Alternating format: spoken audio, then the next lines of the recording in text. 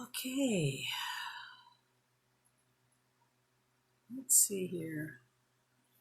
All right, guys, we're in for another fun demo. Hi, Jennifer, can you hear me okay?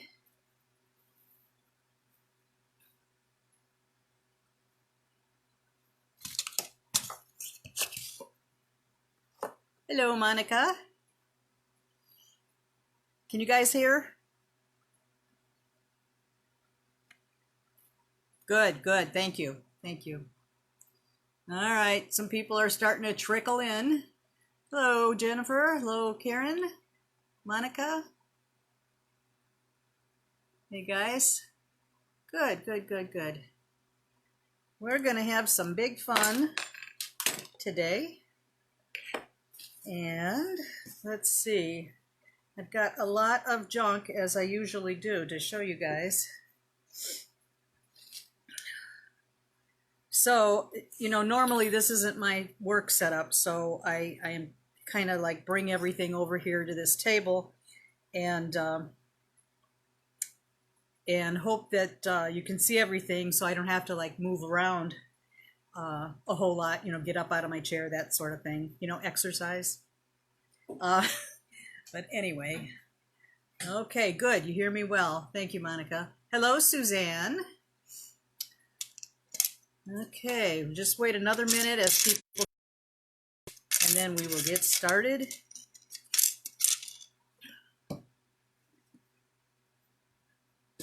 I just caught Francesca's essential tools video just a little while ago, which was quite interesting. I happen to have all kinds of tools that I've accumulated over the years, and yeah, I've got a lot of duds too. You buy stuff thinking that this is going to be the perfect tool or this is going to be great, and they turn out to be not so much. So yeah, all my classes that I give, I provide everything as well, and that way you don't have to go out and have that big expense of buying everything. I feel like you should try before you buy if you can, and that way you can save yourself a lot of money not making wasted purchases. So that was all really good advice that she gave today. So, and of course I have to look up those yellow cutters that she said that she loves so much. Even though I have a gazillion cutters, I have to see how those are. So it's better than going to the gambling boats or drinking or smoking. So that's how I justify my tool purchases. So there you go. All right. Okay, I did some experimenting this week, this past week, on the water casting, and I know, hi Brenda, I know that several instructors have already gone over the water casting, and it's pretty straightforward, really. I experimented with some different size wires, just to have a comparison. So I think that's what I'll show you right off the bat. And of course, everything is backwards, but I will show you the size cups that I got from using different size wires. And I'm going to get this set up here, and then I'll turn the camera down. And I will give you my observations. Okay, you have to straighten these out a little bit. All right, let's see if I can bring the camera down here so that you can see it well. Let me, hang on just one sec. I'm going to see.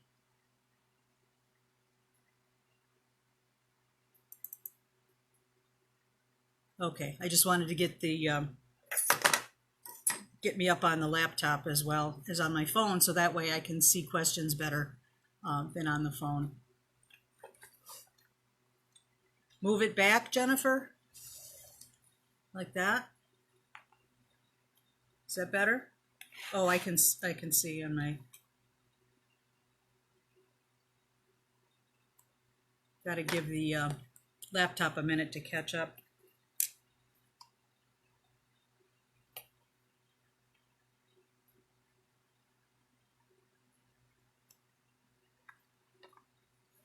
All right. All right. Can you see okay now? Okay. Okay, great. Okay, I see. Okay, so here I did 18 gauge wire, and the cups are pretty small, which I figured they would be. But that's okay, because when we work with these, we can do lots of different sizes. You can incorporate different sizes. So this was the 18 gauge, and then the 16 gauge is just a little bit larger. It's a very nice size. These happen to be pretty uniform. The uniformity is really kind of hit or miss. I got quite a few duds in my experimenting, and you can expect that. And I don't know why that happens, but there's always going to be some duds in there. So you can either use them for something else or put them in your scrap silver pile. They're not going to go to waste, really.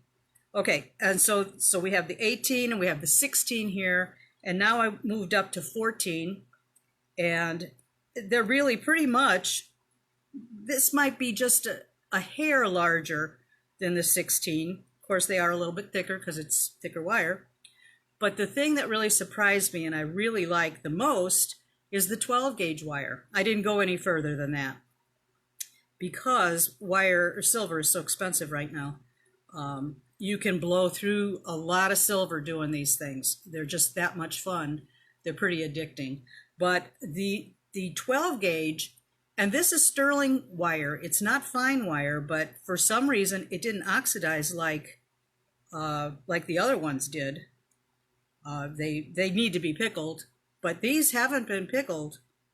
And I don't think my wire's mixed up. I have separate containers for my fine silver and my sterling. So, I just was kind of surprised by this. But the 12 gauge wire makes a really nice size cup, and they were pretty much consistent as far as the quality of getting little cups. So that's that.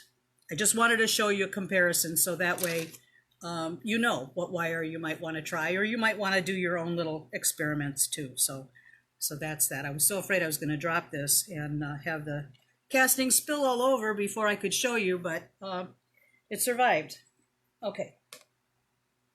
So what I'm hoping to get through today is a pair of little earrings, little stud earrings. They have little tube set CZs in them. They're really kind of cute. So if you haven't soldered on a post, I will be doing that. So you'll be able to see that as well. And hopefully everything will go according to plan. But, when you're live, things always seem to get screwed up. So, yeah, they are really cute, Jennifer. They're pretty versatile. I mean, they're nice and kind of delicate if all you want is just a little stud earring. But you can do all kinds of things with them. I know some of the other instructors have done other projects with them, and certainly you can incorporate these however you like. So I did them in red, and then I did a pair in blue zircon, which I think are awfully cute as well. And you can put them on rings and all kinds of different things. So once I make all my castings, I pick through them, I sort through them all, and then I try to size them and make matching pairs if I'm going to do earrings. And I've used a few of these, you can see.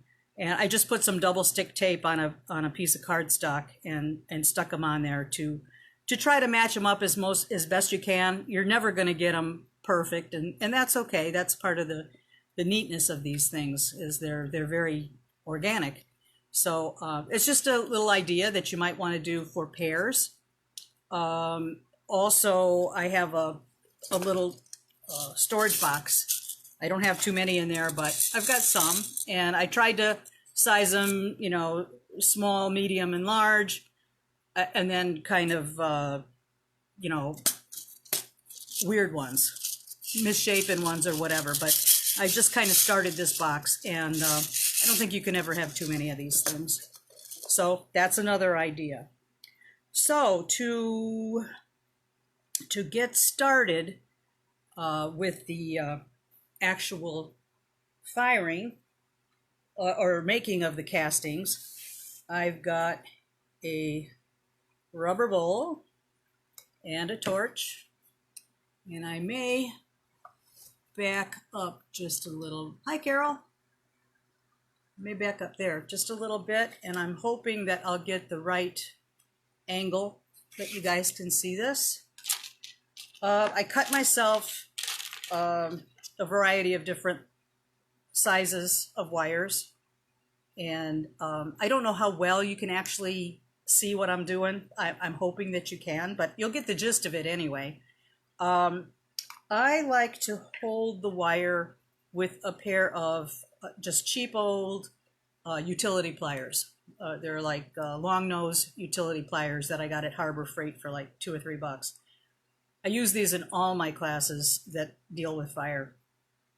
I trust it a little bit better than a cross-lock tweezer, only because a lot of the lengths, you know, I have a lot of long lengths of wire, and the thicker wire, I just want to make sure that it's held nice and stable. So there's that.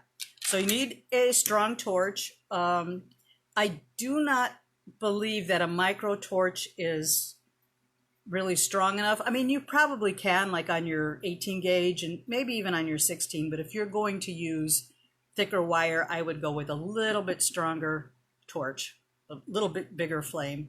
And that's this thing.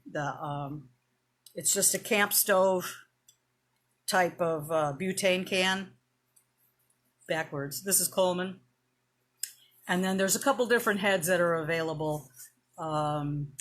I know Francesca sells a different brand. I think it's a Coleman brand that she sells on her Makery page. So that's something that you can get through her if you wish. And then these canisters you can get at hardware stores. So in the camping section, stuff like that. When I was watching Deborah Mauser's demo on doing this a couple months back, she had these little nifty rubber collapsible cups, and I don't know that you necessarily have to have exactly what she had, but I wanted to try it out to see.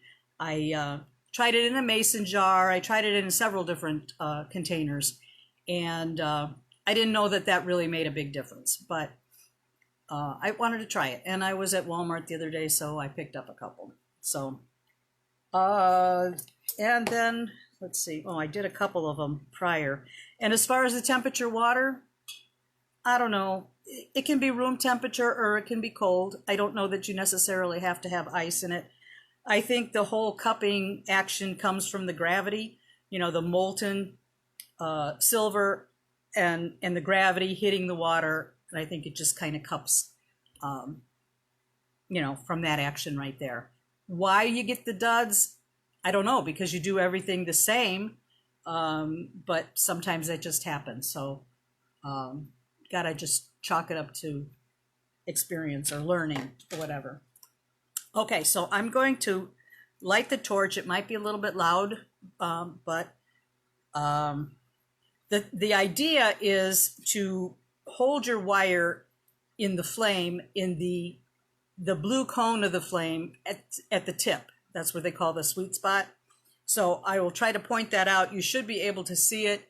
Sometimes, yeah, she did have her can up higher, and I'm going to try it a couple different ways just to see if that really matters or not. I think she said she had it like 8 inches above the wire. I mean, above the water. Maybe I'll stick this little container under here and we'll see. Okay. All right, so I'm going to light the torch, and I will use the 16 gauge wire. You can get quite a few pieces. I didn't measure. I think Deborah did, and I think she got, I don't know, 1 cup per inch, something like that, which sounds reasonable. So let's see here.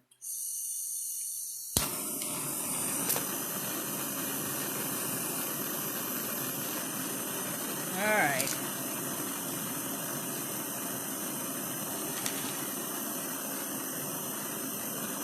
Now to make sure I'm in the right spot, put my eyes on. Okay. So I'm holding the end of the wire, the tip of the wire, right in that point where the blue cone comes out. And you can see, at least I hope you can see, that it's getting hot, it's drawing up, and it's getting ready to fall, and bingo, it fell in. Okay, so let's see, let's do this again.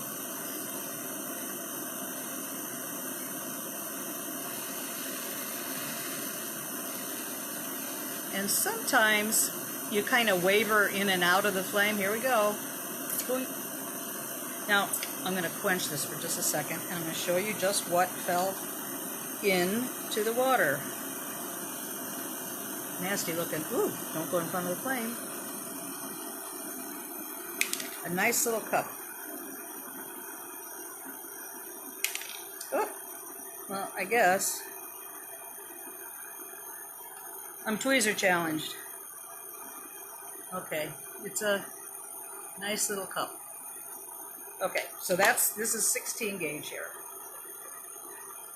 I'll do a few more, just so you get the idea.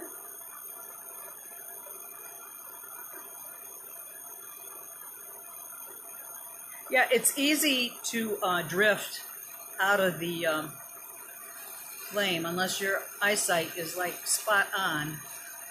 And I gotta say, at my age, nothing's spot on anymore, so it's hit or miss. Okay, boing. I've got to say that one time, I think it was the very first time that I did this, I had like a little glass cup that I was using, and it wasn't a Pyrex, but it was similar, but I cracked it. It cracked, so I don't know. Make sure that you get something a little bit more substantial. Okay. All right, I'll do a few more, and then we can inspect what I got from this.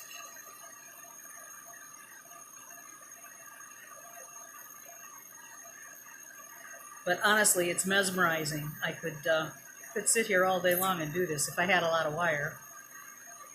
Of course, you've got to have some place to use them too, so you can't go too nuts. Well, maybe you can. I don't know. I tend to run that way. Okay, let's see. I'm out of the flame, I think.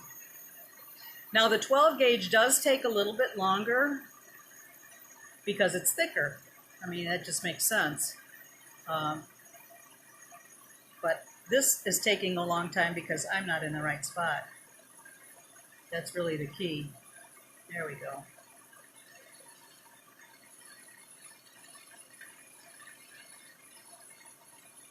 There we go.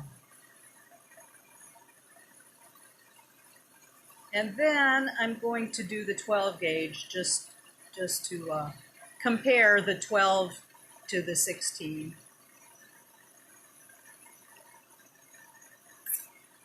Okay. Quench that, pull that off.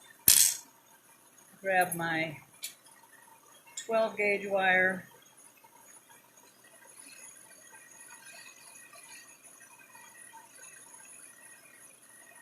I had a couple of cups already in here from earlier, but I'm going to dump them all out, and then you can see what we got.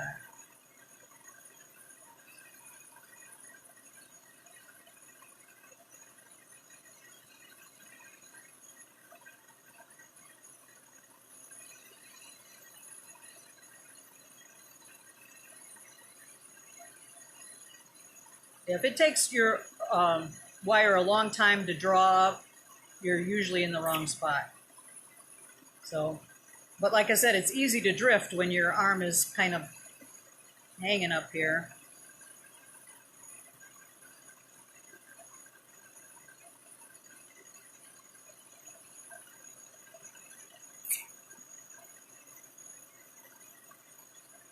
But I made a pair of earrings with the 12 gauge yesterday, and I really liked it.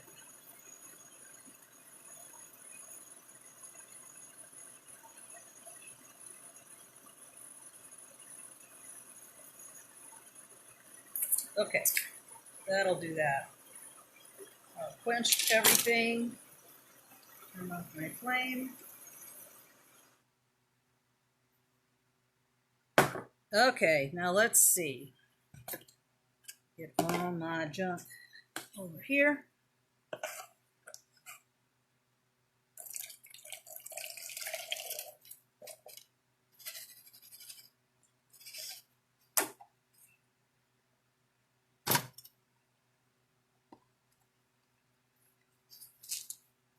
Oh, I've got little scraps of wire in here too. Just junk.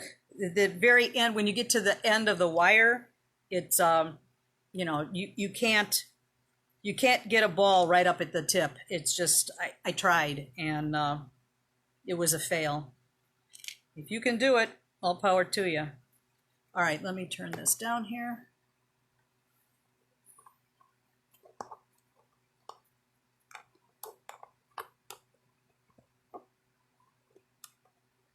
Oh, I gotta do this the other way.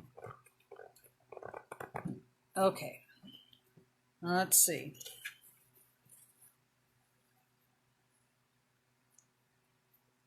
These for sure were the 12 gauge right here. These three here on the left, or four actually. And these others were the 16. Now see, this one is almost flat. Why? I don't know. This one is just a weird one. Again, I don't know why. When the rest of them are decent cups. So, like I said, be aware that you are going to get duds in there. And, you know, you could melt them into balls too. If you don't want them like this, rather than scrap them, you can just melt them into a ball. So that works. But I just love these the 12 gauge. I just really think that the shape is just really, really good. The other ones are more organic, I would say. Now I'm going to look and see if we have any questions.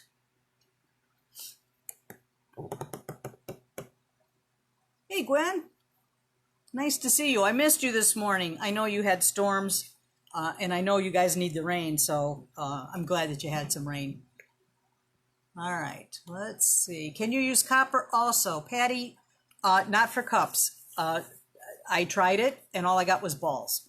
So, you know, if anybody tries it and they get cups, please let me know. But I tried it for a while, and I just didn't get anywhere with it. Oh, Tammy, thank you. My flower, where is it? Oh, it's over here. Thanks. I don't know why I never thought to do that before, but I'm going to do, I guess, a demo on this eventually. But next week, I'm going to do soldering the metal clay embellishments onto other pieces. And then once I get that one done, then I'll probably do this pin. I have a whole lineup for the next couple months of things that I have in my head, you know, to present as demos. I have a couple of Halloween projects that I thought might be cute. I had one pin in particular that I had made. Lori Vaden, if you know her from Facebook, she does a lot of work with the Potter dies. She does some fabulous stuff, and I speak to her every now and then, and she had made this Halloween cat pin that I just thought was just the cutest thing ever. And she got her inspiration from someone else, and I think it was Carolyn Miller that had this pin originally, and then Lori did something else with it, took it a little bit further, and it's just the most darling thing. And I asked her if she would have a problem with me showing it, and she said, "Nah, go ahead." So I will do that in a few weeks, so that you'll have it for Halloween. And I also have a couple of little projects that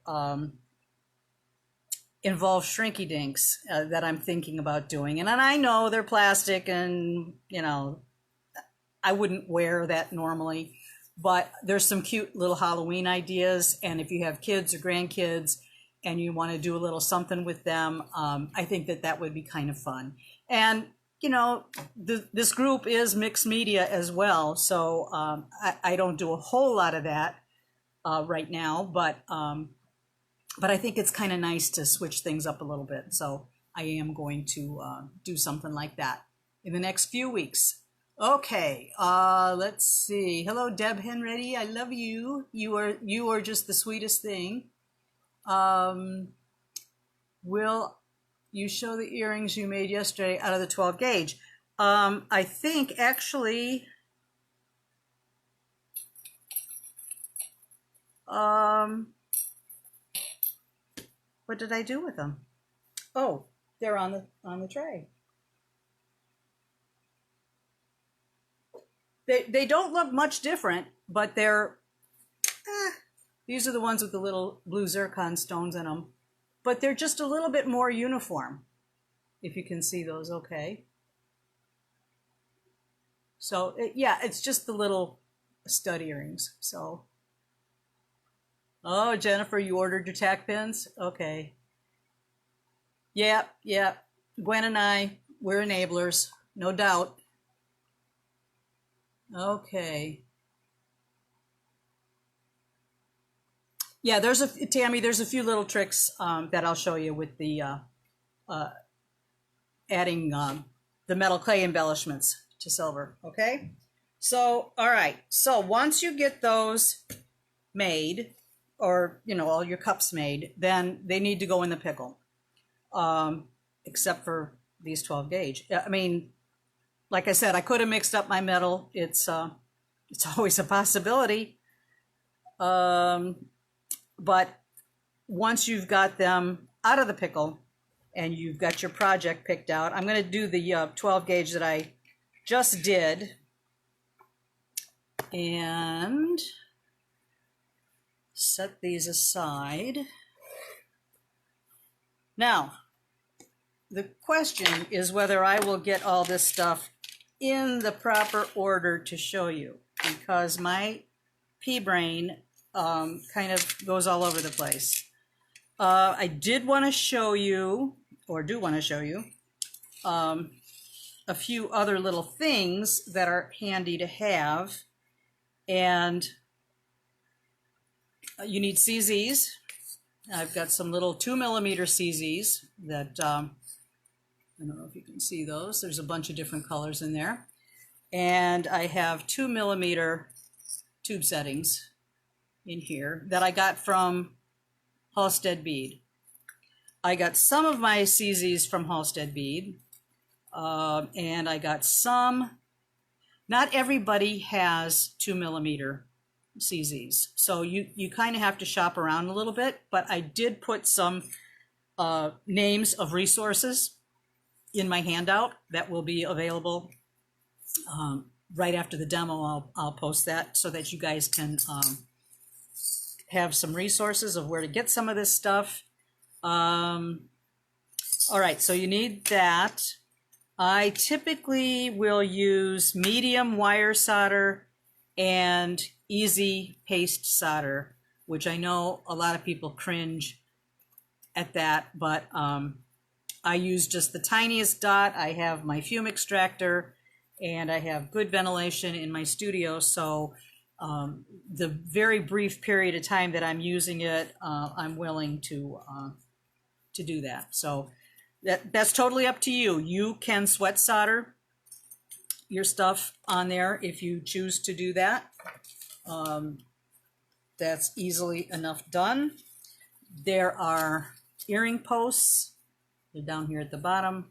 I've got the number of these posts on the resource page, so you'll know which ones to order if you're ordering through Rio. If you get them somewhere else, I can't help you on that, but they should be pretty standard item. So there's that. And they came 20 pieces in a package. And I don't know, maybe $6 or $7, something like that, which is not bad at all. That, and you'll also need some earring backs. These I had gotten years ago from the Beadsmith when I had my own shop, and but I'm sure Rio carries the same thing. They do sometimes have different size numbers on them, but you know, these fit my earring posts, so I didn't search any further. So hopefully they're standard sizes. Okay, the next thing, and this is a little tip that I saw from Tanya Davidson, I believe. She had, and I think Gwen has something like this too. Tanya had said to that what she was doing was putting this thick double stick tape on a little acrylic block, and I want to sand the bottom of this cup to make it flat enough so that I can attach my post to it, and there's no problem with that. So this double stick tape, you can just push that cup in there, and then on this acrylic block I took a piece of 220 grit sandpaper, and I just used regular double stick tape, not the same thing as this, on this, because I want to be able to change this out. And I tried putting this on top of this thick double stick tape, and it was just a gnarly mess trying to get it off. So I wouldn't recommend that for the sandpaper part. Just regular like Scotch double stick tape works good. Somebody else I heard put these on with rubber cement, and then they just peel off. I didn't have any rubber cement to try it, but I'd had the double stick tape, so I used that. So that's another option. This double stick tape I got on Amazon, and it comes in a roll. And I keep it in a bag because this is really sticky on both sides. So I don't want it to pick up a lot of gunk or anything, but it's just this clear, very sticky stuff, and it has a film on the top that once you cut off your strip and put it on your acrylic block, then I keep that little film, that little piece of film, and then I will cover this piece of tape without the thing on it, of course. I'll cover that to keep it clean, because that double sticky stuff will pick up everything, and your pieces, you'll get less use out of it. You can pull this off and put another piece on. It's a little bit of a challenge. It really sticks hard on there, but it's doable. So you can, I'm pretty sure this comes in different size rolls. A roll this size is going to last me a good long while, but it's kind of a neat thing. Nanotape, that's exactly what it is, Jennifer. And I have this also in the resources. So so that's another, you know, another little thing that can make your life a little bit easier. So what I'm going to do is take this little cup, and I have it just pushed in here, and I'm going to turn it over onto the sanding block, and just kind of go in a circular motion, or you can go back and forth. It really doesn't matter a whole heck of a lot. The idea is that you're just sanding enough for a flat spot for your post to be able to sit on there flat. Okay. Yeah, these cups can be pretty rounded. They are pretty rounded. And positioning them on a flat piece, you have to do something like this. And how can you hold something this tiny? It's nearly impossible. So that's what I do. Okay, so that's probably good enough. It looks flat enough. And I'll peel this one off. Ooh, it really wanted to stick. I'm gonna set this aside. Oh, I didn't choose the two that looked pretty close.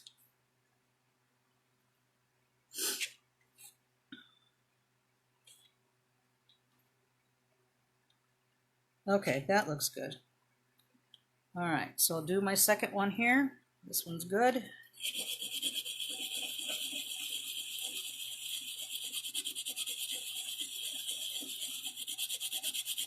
It's just really great when you get tips that make your life easier. I just get blown away finding these little gems, and I think, why didn't I think of that? You know, but I didn't. But I sure don't mind passing it on to you, whatever I pick up somewhere, because that's what we should all do, is share. Okay, that's good too. That's just, I don't know that you can see that, but it's got enough of. Where do I get the acrylic? I actually got it from either Joann's or Michael's in the stamp section, but you could probably find it on Amazon as well.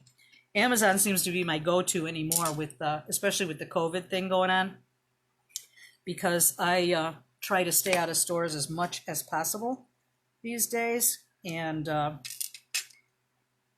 sometimes you pay a little bit more, but you know what? You can't put a price on your health, so Amazon's good for that. So, all right, so those were the two little sanding tips here, with credit to the people who came up with these ideas.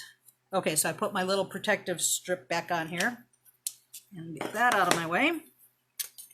And as long as we're talking about little tips, I don't know if you guys know about these little polishing pins, but they're great. I don't use them a whole lot, but where you have to get in really tight spots, these are pretty neat. They fit into your flex shaft or Dremel tool or whatever power tool you have like that.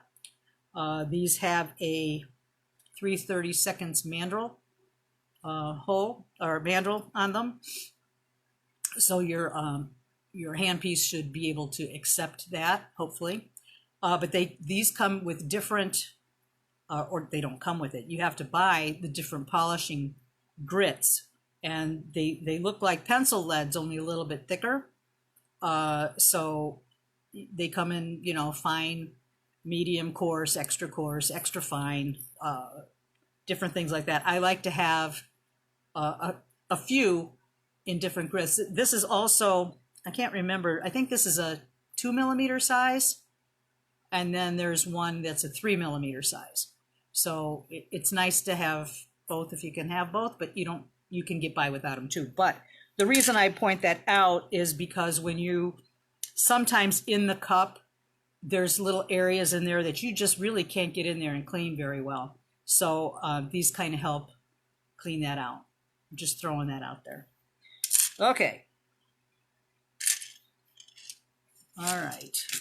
Oh, you know what? Even without the acrylic blocks, I was sitting here farting around with this other stuff, and I had an empty spool of Fireline sitting on the table, and I tried to peel this off of the acrylic block, and I didn't know where to set it. I didn't want it to stick to anything, so I stuck it on top of this. And you know, honestly, it's really not bad at all. It's a little bit higher, a little raised higher, and it works out for your sanding base if you wanted to use that too. So there's probably lots of stuff around your studio that you can have serve another purpose. So it's not that I'm cheap. It just happened to be sitting here and I tried it. So there you go. Okay, so that's just another thing I had to throw out there. Okay, oh, the other thing that's really, I find beneficial are these cross-lock tweezers that have a groove in the tip. There's just a little groove in the tip, and that is wonderful for positioning your ear wire or any other little skinny wire in there. This is just a piece of scrap wire, just to show you. It holds it right in that groove, and that's what I'm going to solder, what I'm going to use to hold the earring post when I'm soldering. So that is a nice thing to have. And these are very inexpensive, so it's nice to have that. You should have some little fine tweezers to help you apply your solder, and also your CZ. I'm telling you, these little 2mm CZs are so small, they're a real booger to get them positioned right, but it can be done. It can be done. So, you know, there's that. All right, so let's get all the soldering stuff ready. And I'm going to bring this stuff over here. I've gotten to really like this honeycomb solder block. They all break. They always break. I don't know why. But I've seen other people that have them all broken, but they're still usable. It's just kind of a pain in the butt. All right, so for this, I'm going to use a smaller torch. That's just my preference. To me, it's easy to overheat the post, and I don't want to do that. So I'm going to use both. I have some medium solder cut in itty bitty little pieces. I mean, they're minuscule, and you need them to be very small because that 2mm tube setting is pretty darn small. So I don't want to put a huge piece of solder in there because it's going to flood everything, and that's not good, you know, because it could make your CZ not fit in there. So I've got these little tiny pieces of solder cut, and I put them in my little dish, which hopefully one of these days we'll do a little class on these too, or demo on those. And let me get my other things set up here. So I've got my two little tube settings right here. And my solder pick. Can you see, guys? See? Okay. All right. Just checking on you guys, see if you have any questions. All right. So I've got my third hand here set with my cross-lock tweezer with the groove. I'm going to raise my third hand a little bit. So let's see here. I want to be able to, let's see here, got my post. And the post has this itty bitty little pad on the end of it, on this one end, and then the other end they have a little notch, and that's for the earring back to sit on there. And then I'm going to insert that earring post in the groove. And I want to make sure that when I put it on the casting, that it's going to fit right on there nice and snug, and it will. Okay, so I'm just going to move that to the side. I'm going to put, oh no, I'm not putting the post on yet. I'm putting the tube settings in. See, this is what I do. I know in my mind what I'm doing, but my brain doesn't. Well, it is my mind. All right, let's see here. I think you know what I mean. Okay, what I'm going to do here is I'm going to put some flux inside the cup and then heat it. Get it nice and glassy.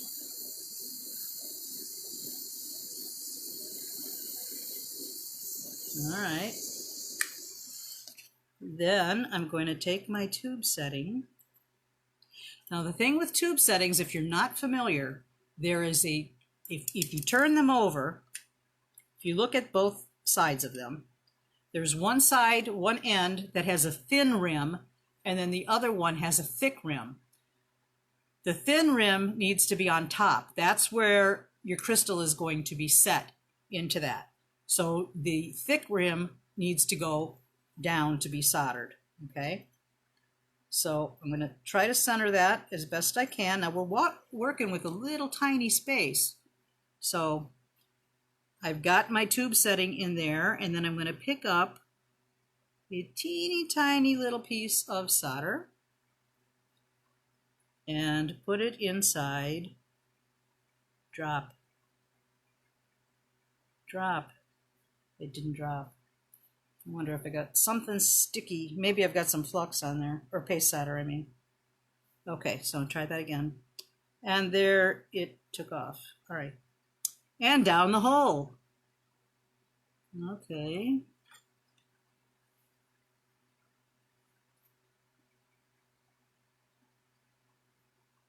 There. At least I think it's there. Nope, it's still on. Okay, now it's in there. What the heck is this? Okay. All right, so that's in. It already had some flux on it. I'm not going to overdo it with these. This is very crucial right here because I want to solder that tube setting. The metal on the tube setting is very thin, and you could easily overfire and melt that little tube setting. So I'm going to try to direct the heat around the outside of this cup as much as possible, and then maybe just give it a little tease on the inside. If you give it too much heat, you'll either melt it completely or you will distort it. If you distort the tube bezel, you might as well just take it out because you will never get that CZ to seat in there the way it needs to seat. So just, a little bit of precaution. It's well worth it just to take the time to set things up right. Okay, so we're ready to roll. And I'm just going to warm it up all the way around. Oh, put my fume extractor on.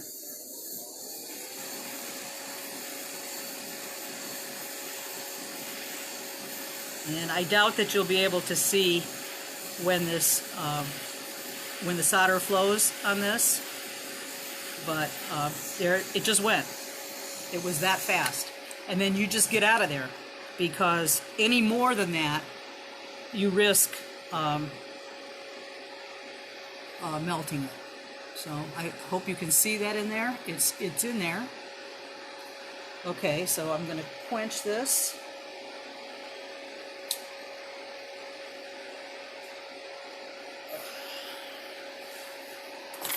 And dry it off. And then, if you have a lot of time, you could go ahead and pickle it. But in something like this, just a little bit of abrasion is enough to get any of that fire scale off. There really isn't much anything on here, but just for the sake of trying to do it clean, I will just sand that little bit off there. And that's good enough right there. Okay, so now I'm going to solder on the post.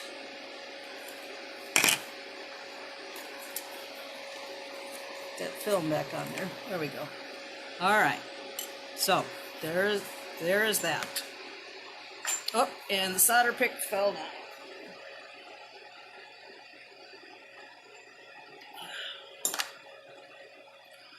Okay. All right, so my solder, or my third hand is ready to go here. I'm going to take a little bit of the Easy solder paste, and I just keep some in this little dish It doesn't really seem to dry out very quickly, if at all. And I always inevitably get more out of the tube than I needed. So I just leave it on the little dish. And it seems like it works just fine. Okay, so now I'm going to position that post right in the center. Stay. Okay. And then I'm just, for shits and giggles, going to give it a little bit of flux. I want that solder paste to go up the post just a tiny bit. So I don't know if that helps or not, but that's what I do. Okay, so inside the Sunny, inside for the bezel, for the tube setting, I did use medium wire solder on that. This is easy solder paste for the post. And I don't want the heat really on the post, up the post I should say, just basically on the base. And it's just getting ready. There we go. And I just want to draw that up just a little bit. Okay. Then I will pick up the whole shebang and quench everything like that. And as long as you're not in the flame too long, you're not disturbing that tube setting that's inside. So there it is. That's how simple it is to solder on a post. If you set yourself up okay, very well in the beginning, you'll have everything at your fingertips and it should be a success. So at this point, I would put this in the pickle. Okay. So I went ahead and made some extras yesterday, just a couple extras to avoid the pickle. And I need to just clean this up a little bit. It was just in the pickle, nothing more. Okay, so you have a couple of options to clean up. I'm all about easy. I mean, I want things to be successful and structured well, but easy is a good thing too for certain things. It's a little piece. Oh, that's the solder that I dropped. Okay, and it still wants to stick. Okay. Okay, so my flex shaft is far away, so I have this old Dremel that I've had for a long time that I will use.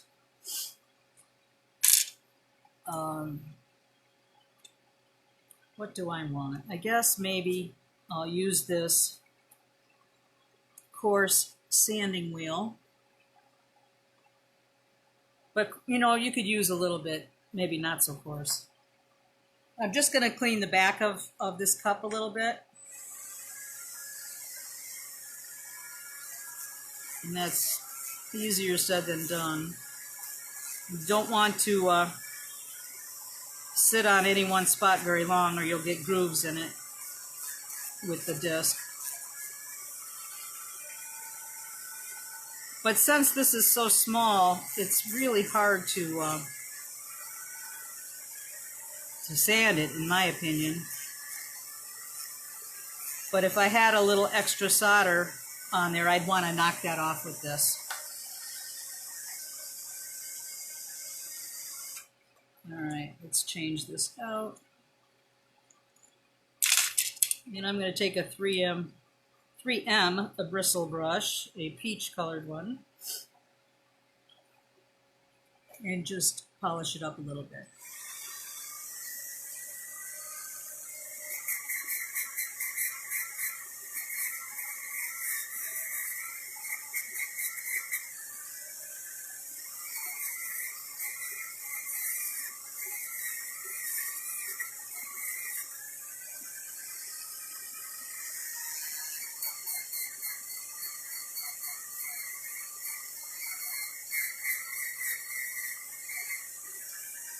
Anybody have any questions up to this point? All right. You can get in there a little bit with the bristle, but not that much. I just like to clean it up a little bit more. And then the next thing is to set the CZ. I generally tumble these after I put the CZ in, because that way, for me, I know if I set it properly or not, because if I didn't, the CZ would come out, and I want to make sure. It's really hard to see in here to make sure that you've got it set properly, because it's so tiny, and my eyes are failing me. Okay, so what I do to set the CZ, since I have the post in it, is put it in a ring clamp. And this, again, is makeshift for the demo. I have a bigger, sturdier bench vise that I would put that in. And I will put the post end inside and just lay the cup on top. This is a Peg Assist. I know, backwards. I think it was a Eurotool contraption. It's less phallic looking than some of them. How about that new Peppy one, huh? Anyway, I put that in the vise, in the jaws of the vise, and tighten it as much as I can to keep it steady. And here's the tricky part, is picking up that little CZ. Yep, okay. So I think I was kind of playing around, and you know, these little tiny tweezers are nice for a lot of things, but I had a hard time trying to pick up the CZ with this, a small CZ like this. So I think a blunt tip tweezer would be your better choice to use, to grab. So I've got another pair of these cross lock tweezers, and I'm going to put the CZ, now we're talking small, can you see that? It's small, 2 millimeters. So the point end always seems to go up. So I'm just going to grab that with the point up and then turn my hand around and then come over here to the bezel cup and miss.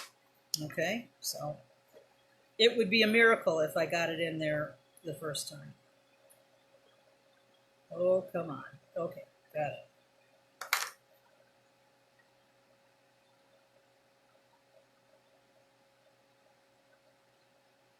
I have tried with wax, but it doesn't want to release the CZ.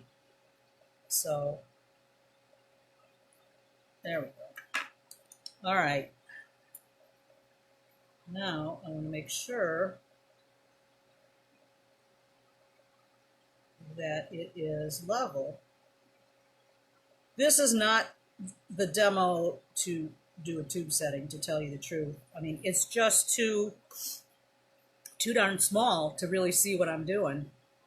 But I want to make sure that I get this very flat on the top, that it's easy to get your CZ in wrong, you know, just a little cockeyed, and that's just not going to work. All right, so I've got it in there. That's too big.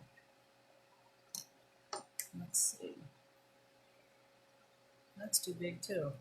Just want to see if I can press it down a little bit.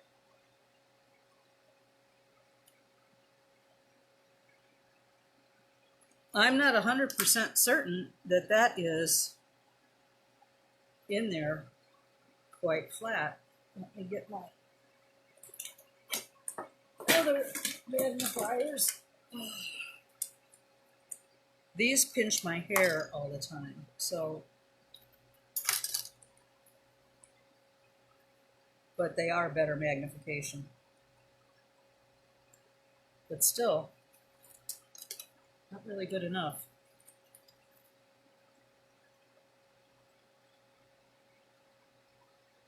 It appears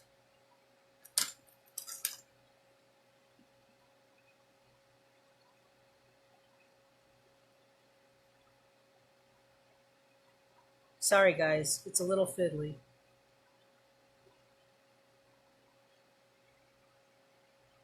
It appears to be in there okay. All right, so then I'm going to take my tube setting punches, or bezel setting punches as they're properly called.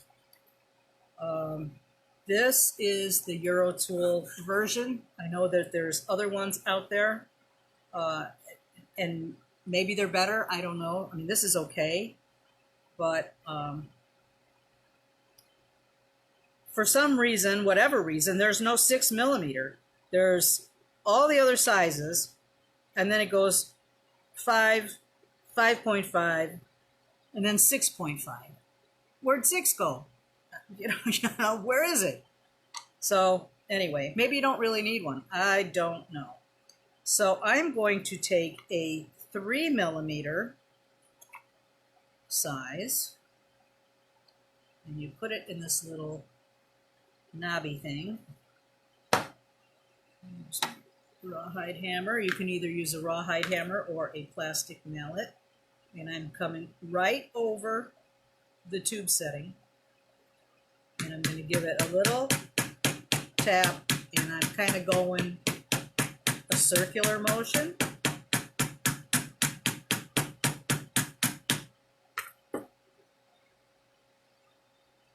Well, I think it's on there.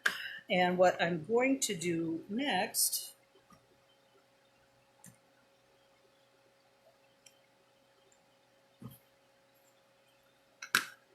is take this out, and then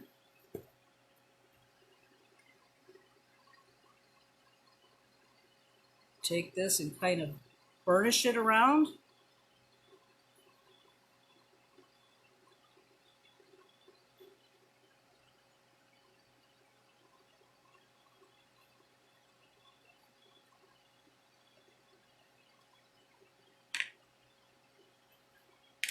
And then I give it the drop test.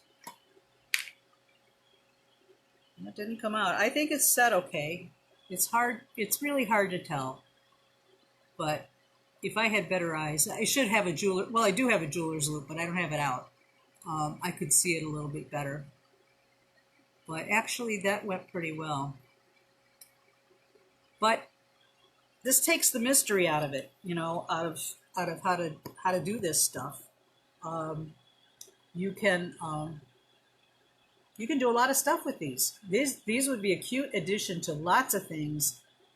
You just have to figure out how you're assembling everything, because you have to be able to set that CZ.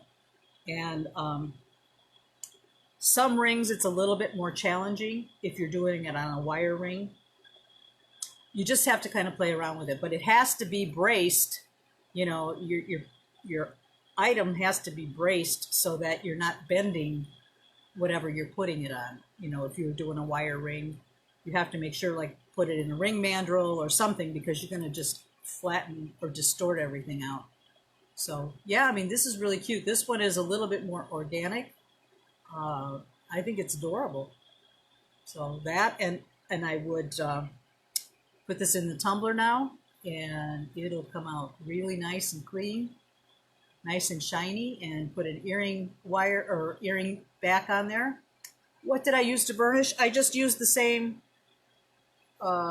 setting tool. I just kind of went around there and burnished it with that, you know, kind of twisted around and twisted my hand around a little bit too in a circular motion. I don't know if it's scientific. It's not scientific. It's just my way. So a lot of things are kind of just done, you know, I try to figure it out. So anyway, that's that. So I hope that you got something out of this demo. I enjoyed presenting it to you. I think the water castings are great. They're fun and have lots of potential for fun stuff. So that is my demo on water casting. And I hope that you at least got a few good tips out of the deal.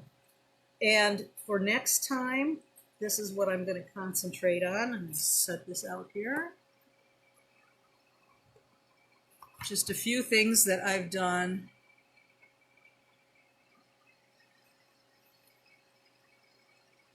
Yeah, you know what, Pam? I use that size because, and I know you can get down smaller, but I've had problems in the past where it was actually too small. The exact size seemed too small, and then you dent the tube.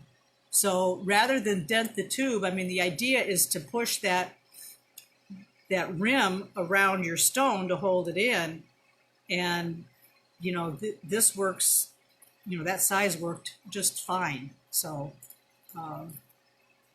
yeah, I mean, like I said, that's how I do stuff. So I don't want to direct you in the wrong ways. I'm just telling you, a lot of times stuff works out. And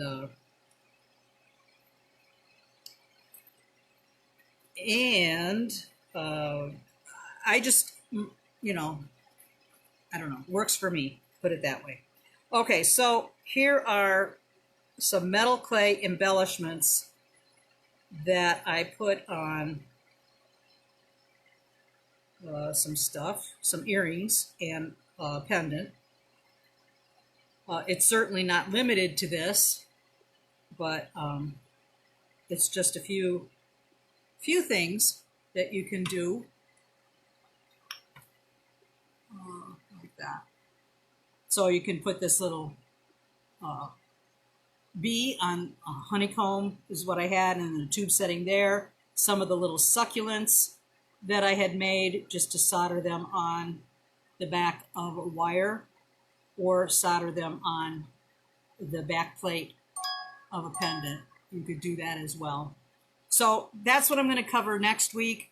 It's probably not super involved as, sort of, well, it's pretty simple actually. It's just knowing how to set yourself up for the success in soldering. So if you have any other questions, I'd be happy to try to address them. Otherwise, you can bubbits. Yeah, Patty. Yeah, Bonnie calls them bubbits, and Deb too. When we make these little clay things, Patty's in our play group, and we haven't been able to do too much lately, but we get together every now and then and make things and share all our tools and materials and stuff. And we were making tons of metal clay succulents and little things that we call bubbits. So yeah, this is kind of a fun thing. Anyway, okay, I will post the instructions and the resources on the group page. The group is growing. It's a little more slowly this past week, but if you have friends that are interested in doing this sort of stuff, please send them along. I would appreciate if they would answer the questions just to make sure that they're not bots from somewhere, and that they are interested in jewelry making or mixed media.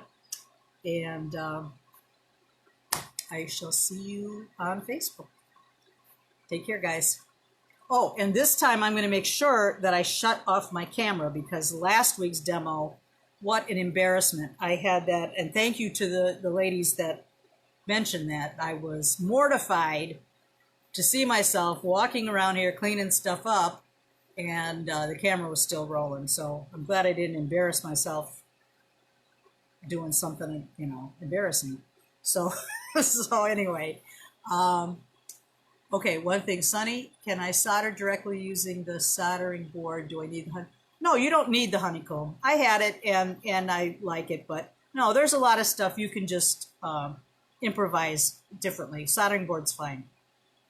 So yeah, yeah. Don't go and get that just because I had that. So okay, all right, guys. See you next week. Bye bye.